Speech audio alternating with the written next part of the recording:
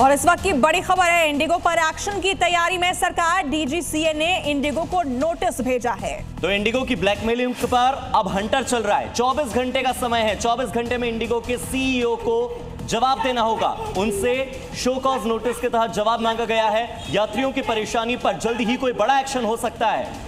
तो उड़ानों की दिक्कतों को लेकर ये नोटिस जारी किया गया है। यात्रियों को जो परेशानी हो रही है उस पर एक्शन क्यों न लिया जाए, ये सवाल पूछा गया है इंडिगो से, और इंडिगो पर एक्शन की तैयारी में है सरकार।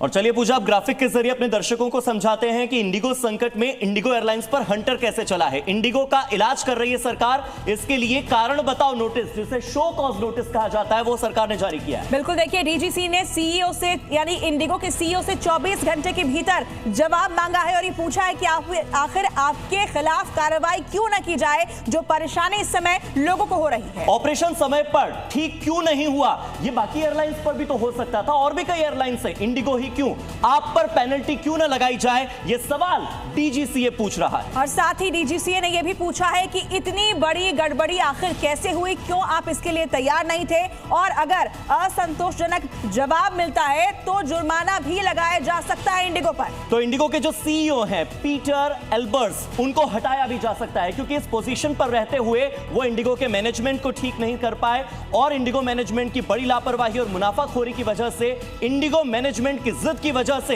लाखों यात्री परेशान होते रहे। और इस वक्त दिल्ली एयरपोर्ट से हमारे सहयोगी अनुराग जुड़ गए, हम सीधे उनका रुख करते हैं। अनुराग, तस्वीरें दिखाइए, इस वक्त क्या ताजा हालात हैं?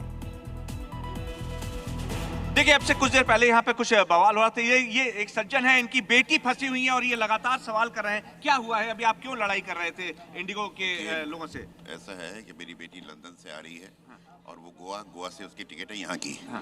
उसको जो इन्होंने ओरिजिनल फ्लाइट थी वो सीधी डायरेक्टली गोवा से दिल्ली आ रही थी। इन्होंने ये किया कि अपनी मर्जी से उसका फ्लाइट चेंज कर दिया।